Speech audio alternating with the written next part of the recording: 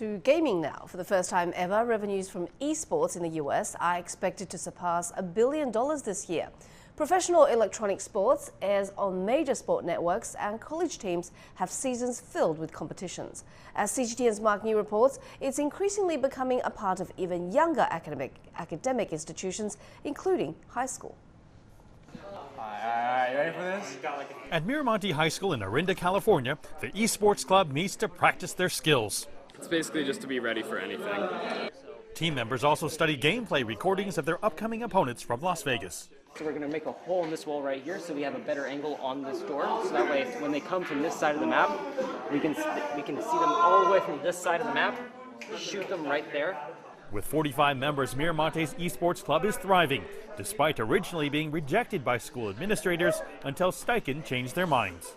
I told them that a lot of colleges are actually giving scholarships for esports now, and it's actually pretty incredible what we have in terms of esports nowadays. Instead of what they think of it, it's just, oh, people playing video games in their basement. No. Miramonte's club is one of more than 2,000 esports clubs across North America that competes against other teams online in the High School Esports League, or HSEL. I caught up with HSEL co-founder Mason Milano via Skype. If you win a competition with us, you'll be awarded a scholarship.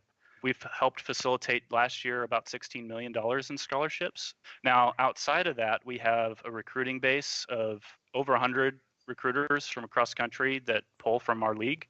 With competitions live streamed and recorded, university recruiters watch the action online, looking for esports players fit for their teams. They're going and scouting like they would go to a high school football game. If you display team building, anything outside of just actually playing, your ability to be coached, your ability to learn, your flexibility, are you toxic? Do you get angry? Do you tilt?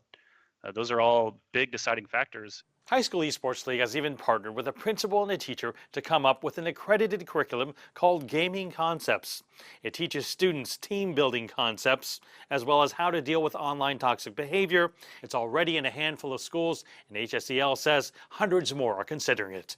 Like it or not, there's going to be a lot more jobs related to video games in the future, because that's what millennials do. They want more video games, and so in some ways this is a career preparation for the high schools. HSEL isn't the only league in town. Play Versus has raised more than $96 million in venture capital funding and also has thousands of schools competing in its league. All-Star Esports League, started by a 17-year-old gamer, just received a 7-figure investment.